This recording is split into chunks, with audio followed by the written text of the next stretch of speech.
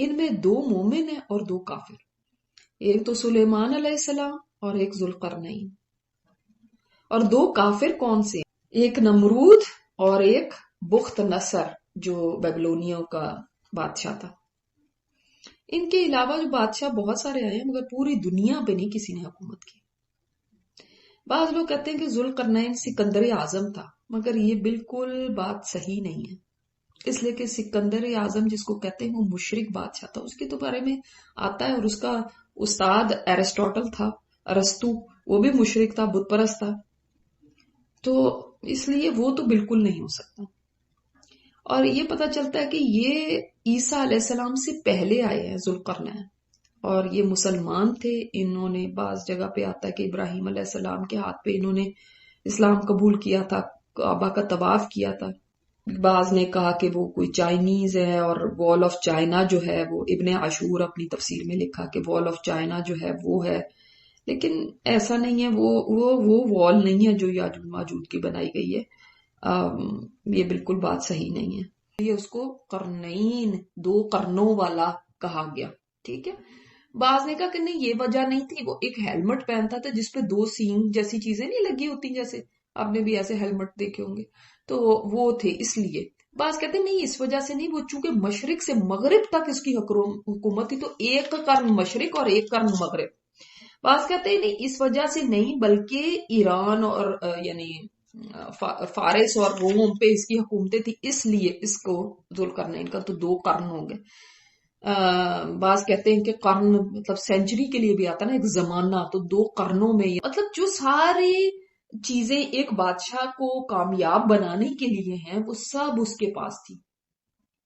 اللہ تعالیٰ نے اس کو نوازا ہوا تھا ان چیزوں سے، ملٹری بھی، مال اسباب بھی، آرکیٹیکچر بھی، انجینئرنگ بھی، علماء بھی، یعنی ہر طرح کی چیزیں. پھر بھی اس کے اندر تکبر نہ ہونا، پھر بھی اس کو اپنے آپ کو بڑی چیز نہ سمجھنا بہت بڑی بات ہے. ہمارے پاس تھوڑے سا بھی کچھ زیادہ آ جائے نا دوسروں سے تو ہماری حالت کیا ہوتی ہے. گردن میں سریا آ جاتا ہے، کسی سے بات کرنا بھی اچھا نہیں لگتا. جب وہ پہنچ گیا سورج کے غروب ہونے کی جگہ، اب دیکھیں جب سورج غروب ہو رہا ہوتا ہے نا، اور آپ سمندر کے کنارے کھڑے ہو کے دیکھیں تو ایسے لگے گا نا کہ جیسے سورج سمندر میں غروب ہو رہا ہے، پانی کے اندر جا رہا ہے.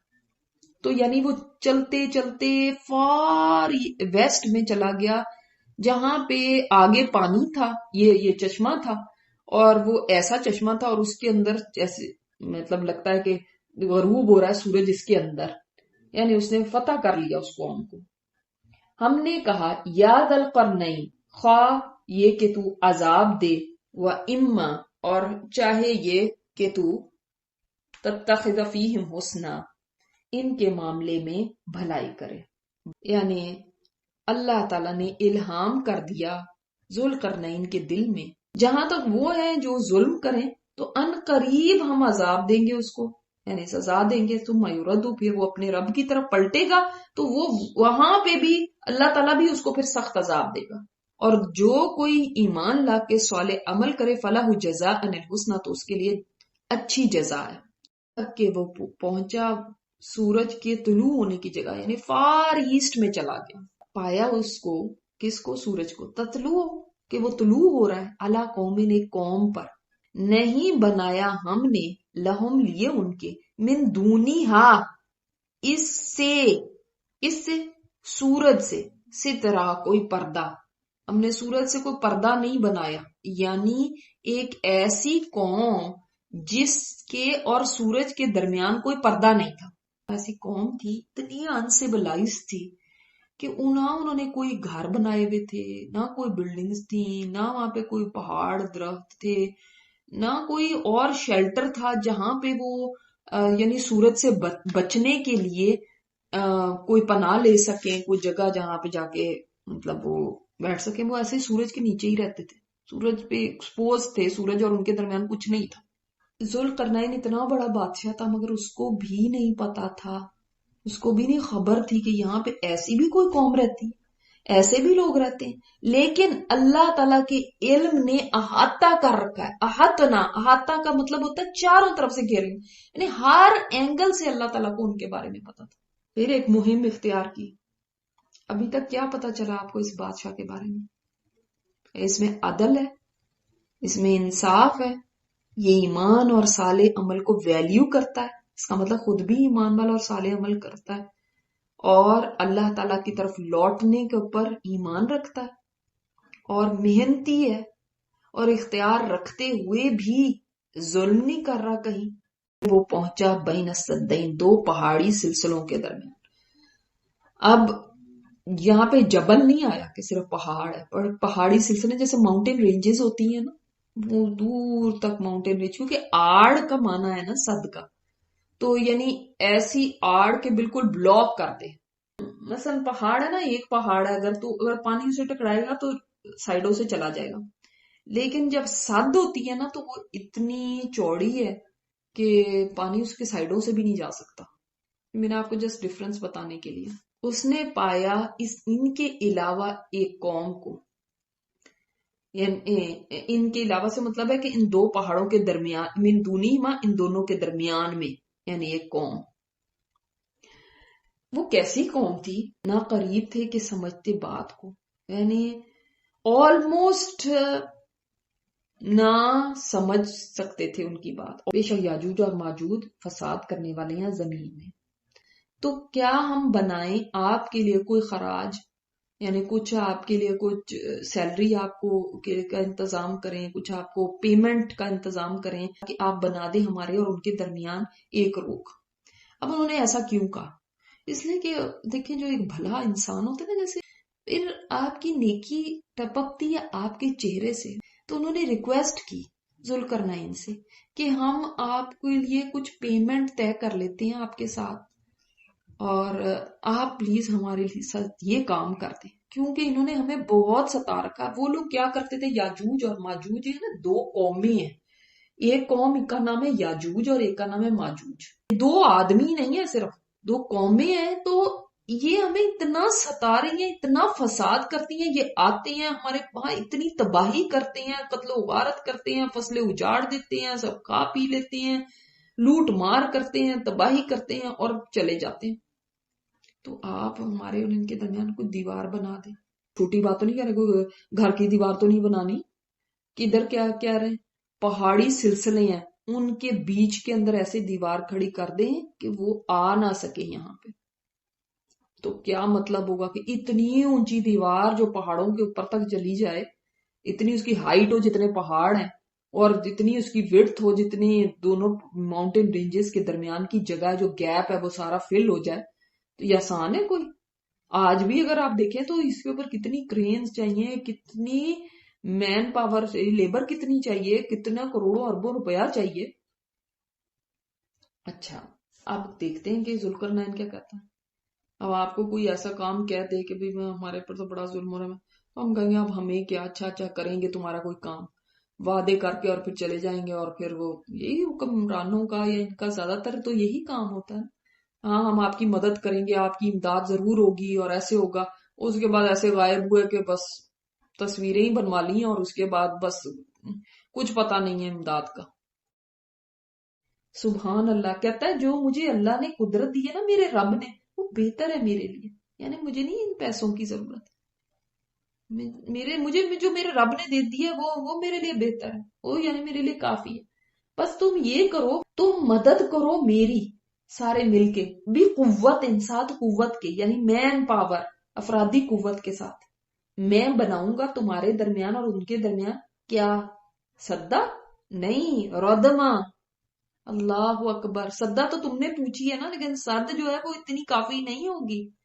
جس طرح کی قوم کا انہوں نے بتایا کہ وہ ایسے فسادی ہیں، ان کے لیے سد نہیں، ان کے لیے ردم بنا کے دوں گا تمہیں، یعنی جتنی انہوں نے آسک کی تھی نا، اس سے بھی بڑھ کے چیز، اس سے بھی بہتر چیز۔ کیا زبردست آدمی تھا وہ۔ ایسا بھی کوئی آپ نے بادشاہ دیکھا ہے ابھی دنیا میں؟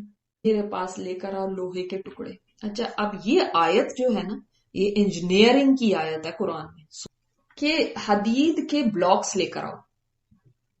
اس کا مطلب ہے ان کی زمین میں ہوگا لوہا، وہاں پہ کافی ہوگا، تو جو کہہ رہا ہے کہ اتنے بلاکس لے کر آؤ، اتنے زیادہ لوہا تو آسان تھوڑی ہوتا ہے۔ حتی ساوا بین الصدفین، یہاں تک کہ وہ برابر کر دیا اس نے اس کو، اس لوہے کی جو بلاکس تھے ان کو ایک کے اوپر ایک، ایک کے اوپر ایک، ایک کے اوپر رکھ کے दोनों किनारों के बराबर कर दिया। कौन से दोनों किनारे? वो जो पहाड़ों के दोनों किनारे थे ना, उनके बराबर कर दिया।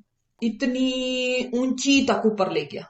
अब सारा गैप फिल हो गया, लेकिन ये तो मजबूत तो नहीं है ना, तो गिर जाएंगे। तो अब इनको आप देखते हैं कि हम भी जब ईंटें रखते हैं तो उनके बीच में सीमेंट लगाते हैं ताकि वो उनको जोड़ दे। तो उसने लोहे के ये टुकड़े रखे। अब इनको जोड़ने के लिए क्या है, कॉल अनफुखु, उसने कहा फूंक मारो इसके अंदर। तो पता चलता है कि यानी जो वो नहीं होता, जो आग दहकाने का जो आला होता है, जो ब्लोअर होता है, उसके अंदर फूंको ताकि वो आग भड़के वहां पे। तो अब आग जब इतनी भड़क गई, इतनी, यानी वो कितनी सुभान अल्लाह बड़ी आग लगाई होगी कि वो आग ऊपर तक जा रही है। और हत्ता के इजा जालहु नारन, जब कर दिया उसको आग, किसको, इस लोहे को। ये लोहा जो है ना वो आग बन गया, यानी आग की तरह सुर्ख हो गया। तो कहते हैं ना हम आग हो गया ये लोग। वो सलाखें भी अगर आग के अंदर रखे तो कैसे रेड हॉट हो जाती हैं। तो फिर वो पिघलना शुरू हो गया। जो पिघला ना तो उसके जो बीच में गैप्स थे वो सारे फिल हो गए। वो जो आपको मैं बता रही हूँ, जहां पे आप सीमेंट लगाते हैं, तो वो जो लोहे की चादरें हैं या ब्लॉक्स हैं, उनके दरमियान की जो जगह है, सुराख हैं, गैप्स हैं, वो सारे फिल हो गए उस पिघले हुए लोहे से। अब उसने कहा दो मुझको ओफरेग, मैं उंडेलू अलैहि क़ितरा, इसके ऊपर तांबा, पिघला हुआ तांबा। कॉपर आपने कभी देखा है? कॉपर की फिनिश कितनी स्मूथ होती है ना। तो जब उस दीवार के ऊपर, लोहे की दीवार के ऊपर कॉपर डाला जाएगा तो नंबर 1 ये कि वो और मजबूत हो गई, नंबर 2 ये कि वो स्मूथ हो गई बिल्कुल। यानी अब इसके ऊपर कोई चढ़ना चाहेगा तो चढ़ नहीं सकता, क्योंकि वो स्लिपरी होगी, जिसको आप कहते हैं ग्लेज्ड हो गई। ठीक है, अब ग्लेज्ड चीज के ऊपर चढ़ना नामुमकिन है। कैसे चढ़ेंगे, फिसल जाएंगे। तो नहीं इस्तात हुई कि वो चढ़ सके उस पे, और ना ही वो ताकत रखते थे कि उसमें नकब लगा सके। तो उसने क्या कहा, देखो मैंने कितनी जबरदस्त दीवार बनाई है, देखो मेरा कारनामा, ये तो तुम्हें याद रहेगा, ये तो यादगार हो। और यहाँ पे अपने नाम की तख्ती भी लगा दे। और उस जमाने में तो कोई वो नहीं होती थी, वरना कोई अखबारों में भी आ जाए, कोई टीवी पे भी आए, ऐसा कुछ भी नहीं। क़ाल हाज़ा रहमतुम मिन रब्बी। इतना बड़ा कारनामा है कि आज तक सोचे वो दीवार खड़ी हुई है, और वाकई ना उसके ऊपर कोई चढ़ सका, ना उसमें कोई सुराख कर सका। लेकिन उसने इतने बड़े कारनामे को भी करके कोई शेखियां नहीं है, कोई बड़ाइयां नहीं है, कोई सेल्फ प्रेज नहीं है। इंसान अपनी तारीफें करता नहीं हटता ना फिर। हाज़ा रहमतुम मिन रब्बी, मेरे रब की रहमत है, रब ने कराया है। रब की रहमत है कि मैं तुम्हारी हेल्प कर सका और ये दीवार बना सका। जब भी इंसान कोई भी काम करता है, वो सिर्फ अल्लाह की रहमत, उसका फजल होता है उसके ऊपर कि वो उसको कर पाया। वरना तो एक सांस लेना भी हमारी अपनी ताकत नहीं है, तो काम कारनामे करना कौन सी का ताकत होगी। तो made by so and so, इसकी तो तख्ती लग सकती थी सीना, मेड बाय जुल्करनैन, इस पे तो लिखा जा सकता था ना, लेकिन नहीं। लेकिन जो लोग बड़े काम करते हैं ना, और उनके अंदर इखलास होता है, उनके कामों को अल्लाह जिंदा रखता है। अल्लाह रब्बुल इज्जत उनके कामों को वो कदरदानी देता है। जब आ जाएगा मेरे रब के वादे का वक्त, यानी क़यामत का वक्त करीब आ जाएगा, तो मेरा रब इसको रेजा रेजा कर देगा। यानी जो इतनी चाहे जितनी भी अपनी तरफ से मजबूत बना ले, लेकिन उसका तो एक ही हुक्म आना है तो ये क्रम्बल हो जाएगी, पीसेस में हो जाएगी। दुक्कतिल अर्दु दक्कन, दक्का आया ना वहां पे, दक्क के अंदर ही आपको कितनी शिद्दत महसूस होती है ना, कि इसके अंदर ही पता चलता है कि यानी बिल्कुल रेजा रेजा कर देगा इसको। वकाना वादु रब्बी हक्का, और मेरे रब का वादा सच है। इससे उसका ईमान पता चलता है, सुभान अल्लाह, कि अल्लाह ताला की तरफ ही इस कारनामे को भी अल्लाह ही की तरफ उसने यानी वापस किया, अल्लाह ताला से ही मंसूब किया। और फिर आगे भी ये नहीं कहा मैंने ये ऐसी मजबूत दीवार बनाई है, कोई माई का लाल इसको गिरा के दिखाए جب کوئی بڑا کارنامہ کرتا ہے اس طرح کی باتیں کرتے ہیں نا. دیکھیں نا بڑی چیزیں جب کوئی کرتا ہے تو پھر ایسی باتیں منہ سے نکلتی ہی ہیں کہ ہماری شادی نہیں ہو رہی، بہت پریشان ہے، والدین پریشان ہے، کیا کریں. تو یا کوئی کہتا ہے کہ میری اولاد کیوں نہیں ہو رہی، کب سے دعائیں کر رہی ہوں کیوں نہیں ہو رہی. یا کوئی جاب کے لیے، یا کسی کا بچہ بگڑ گیا تو وہ کہتا ہے کہ کیوں نہیں یہ صحیح ہو رہا، کیوں اس میں ڈیلے آ رہا ہے. تو کبھی آپ نے سوچا کہ اس میں بھی کوئی خیر ہی ہوگی اس دیر ہونے کہ یہ میری طاقت اور قوت نہیں، میرے اللہ کی رحمت ہے میرے اوپر. اور بعض نہیں ریئلائز کرتے. ٹھیک ہے، پھر آپ نے وہ بھی انجام دیکھ لیا نا جب ریئلائز نہیں کیا، ناشکری کی. یہ بھی ناشکری ہوتی کہ انسان نعمت کی نسبت اللہ کی طرف نہ کرے، اپنی طرف کرے.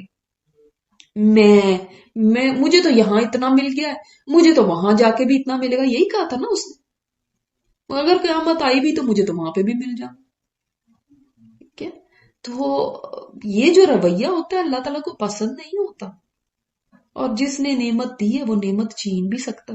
ہمارے پاس تھوڑے سا بھی کچھ زیادہ آ جائے نا دوسروں سے تو ہماری حالت کیا ہوتی ہے. گردن میں سریا آ جاتا ہے کہ کسی سے بات کرنا بھی اچھا نہیں لگتا. اتنے بڑے بن کے بیٹھتے ہیں، میری پروفیشن، میں یہ پروفیشن سے تعلق رکھتی ہوں، یا میرا گھر اتنا بڑا ہے، یا میں فلاں گاڑی چلاتی ہوں، یا میرے تو جہاز چلتے ہیں، یا میں تو ملینئر ہوں. پھر اس کے بعد آپ مزاج دیکھیں انسانوں کے کیسے بدلتے ہیں. لیکن بہتر یہ ہم دوسروں کا نہ سوچے، ہمارے پاس جو چیزیں ہیں نا ان کے اوپر ہم نظر کریں. ہمیں بھی تو اللہ تعالیٰ نے بہت نوازا ہوا ہے، کیا چیز نہیں ہمیں دی بھی. ہمارے اندر کیا عاجزی ہے ان چیزوں کو پا کے. ہو سکتا ہے ہم بھی اپنے دوست احباب میں ایک بادشاہ کی حیثیت رکھتے ہوں، یعنی ہم ان میں سب سے اوپر ہوں. اپنے رشتے داروں میں ہم مالی طور پر یا اسباب میں یا ہم مولاد میں یا ہم اور گھر بار میں ان سے زیادہ ہوں. پھر ہمارا کیا رویہ ہے. تو بعض دفعہ انسان کو دنیا میں کچھ بھی نہیں مل پاتا، تب بھی یہ یقین رکھنا ضروری ہے کہ اس کو اللہ تعالیٰ کی طرف سے جزائے حسن ملے گی، حسنہ ملے گی، یعنی جنت. جزائے حسنہ سوائے جنت کی اور کوئی چیز ہی نہیں ہو سکتی. اور دنیا میں مل جاتا ہے تو اچھی بات ہے، تو بہت اچھا ہے. مگر نہ بھی ملے تو وہاں ان کے لیے یہ ہے. اور یہ بھی پتا چلا کہ وہ دنیا کے اندر دین کی تبلیغ کرنے والا تھا، اسی لیے اس نے کہا نا ایمان اور صالح عمل. تو اس کا مطلب اس کو علم تھا نا، اس نے صرف یہ نہیں کہا صرف ایمان لے آئے، یا اس نے یہ نہیں کہا بس اچھے اچھے کام کرتے رہے، ایمان کی خیر ہے، بس اچھے کام کر رہے ہیں، چیریٹی ورک کر رہے ہیں، لوگوں کا کام آ رہے ہیں، بس بہت اچھا ہے، ایمان کو چھوڑو. جیسے ہمارے ہاں آج کتنا غلط یہ کانسیپٹ ہے. یا پھر ایمان لے آؤ تو صالح عمل کی ضرورت ہی نہیں. ایمان ہے نا، ہمارا دل بہت اچھا ہے، اب اگر ہم سے نہیں کچھ اچھے نیک کام ہوتے تو کوئی بات نہیں، نماز نہیں پڑھتے تو کوئی بات نہیں. آپ کو کیا پتا ہمارے دل میں کتنا ایمان ہے، ہماری نظروں میں کتنی حیا ہے.